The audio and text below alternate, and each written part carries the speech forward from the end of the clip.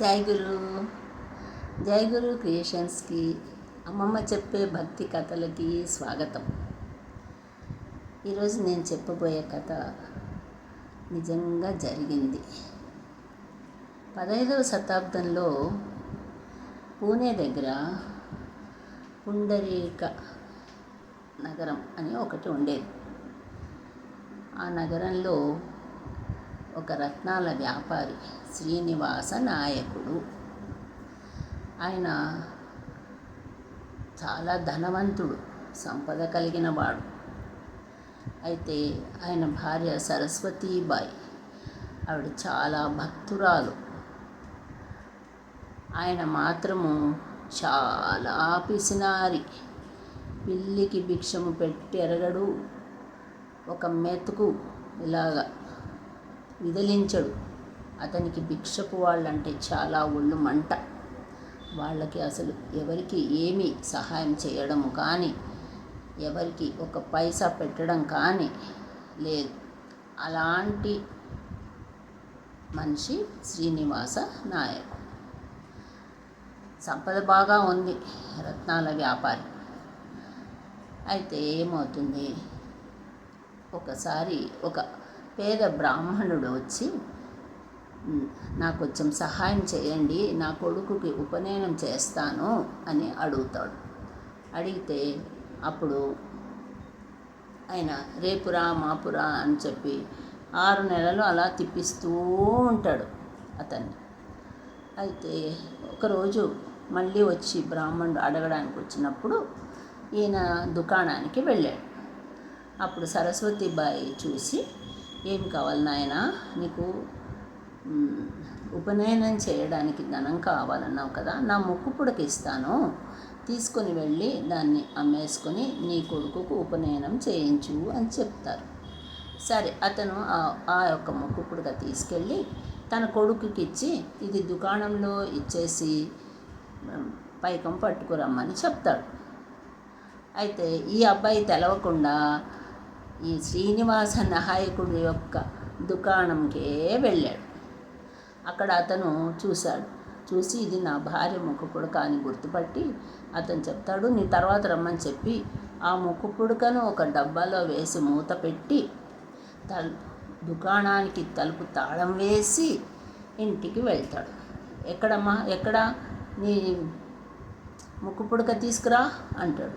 ఈవిడ భయంతో వణికిపోతుంది. సరస్వతీబాయి వణికిపోయి దేవుడి గదిలోకి వెళ్ళి ఒక గిన్నెలో విషపు పాత్ర విషం పెట్టుకొని, తండ్రి, నాకు ఇంకా గత్యంతరం లేదు, ఈయన ఇప్పుడు నన్ను ముక్కు పుడక అడిగాడు, నేను ఎక్కడి నుంచి ఇస్తాను అనేసి ఏడుస్తూ విషం తాగబోతూ ఉంటే ఆ గిన్నెలో ఆ ముక్కు పుడక వచ్చేసింది, కనిపించింది.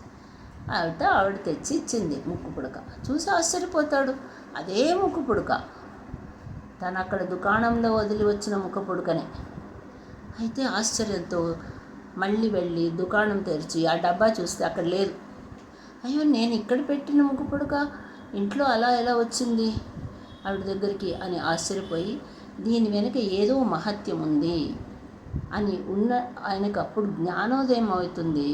జ్ఞానోదయం అయ్యి పరమాత్ముడు అంటే ఏంటో తెలుసుకొని అప్పటికప్పుడు తనకున్న ఆస్తిపాస్తులన్నీ పేదలకు పంచేసి పండరీపురానికి వెళ్ళి అక్కడే పడుకొని, భగవంతుడా నన్ను క్షమించు, నేను ఇలా చాలా తప్పు పనులు చేశాను, చాలా అందరినీ కష్టపెట్టానని వేడుకొని అక్కడ నిద్ర చేస్తాడు. పండరీపురంలో ఆయన ఒకటే వేడుకుంటూనే ఉంటాడు.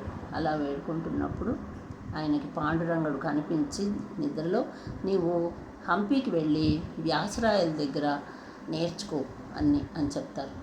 అప్పుడు అతను హంపీకి వెళ్తాడు. వీళ్ళు ఈ శ్రీనివాస నాయకుడు సరస్వతీబాయి కన్నడ భాషలో చాలా వాళ్ళకు ప్రావీణ్యత ఉంది. వాళ్ళు మాట్లాడుకునేదే కన్నడ భాష.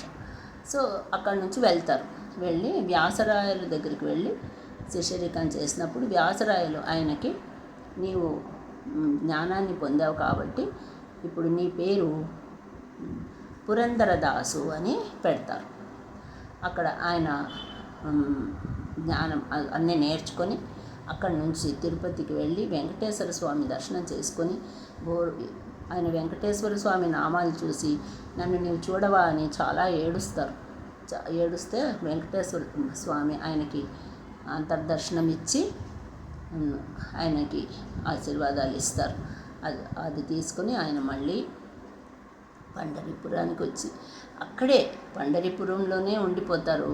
ఇంకా ఆయన కీర్తనలు పాండురంగడి మీద, కృష్ణుడి మీద ఎన్ని కీర్తనలు రాశారో, ఎన్ని కీర్తనలు. కర్ణాటక దేశంలో పురంధరదాసు కీర్తన రాని వాళ్ళు ఎవరూ ఉండరు. అన్ని కీర్తనలు రాశారు ఆయన. ఎన్నంటే 4,75,000 కీర్తనలు రాశారు. అలా పాడుతూనే ఉండేవారు కీర్తనలు. పాండురంగుడు అతని దగ్గర ఎప్పుడూ అతని దగ్గరే ఉండేవారు. పాండురంగ స్వామి వచ్చి ఈ పురంధరదాసు దగ్గరనే ఉండేవారు ఎప్పుడు. అంతగా ఆయనతో తాదాత్మ్యం చెందిపోయారు. ఆయన లేక ఈయన లేరు, ఈయన లేక ఆయన లేరు అన్నట్టుగా పాండురంగ స్వామి, పురంధరదాసు ఇద్దరు అలా ఒకటే అయిపోయినట్లుగా అంతగా లీనమైపోయాడు పురంధరదాసు పాండురంగ స్వామిలో.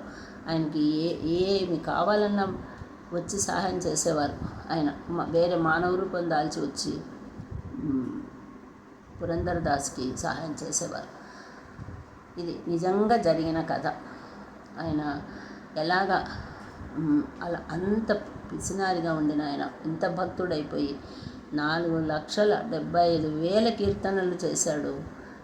ఎప్పుడు మనం పాడుకునే భాగ్యద లక్ష్మి బారమ్మ అని కన్నడంలో పాడతాము, తెలుగులో సౌభాగ్యలక్ష్మి రావమ్మ అని పాడతాం. ఆ పాటతో సహా ఎన్నో రచనలు చేశారు. పురంధరదాసు పాడిన పాట లేకుండా కర్ణాటక దేశం లేకుండా అలా అయిపోయింది. ఇప్పుడు మన తెలుగు వాళ్ళు కూడా వాటిని అన్నిటినీ పాడుతూ ఉన్నారు. అంతగా ప్రాముఖ్యత సంతరించుకుంది ఆయన రాసిన పాటలు.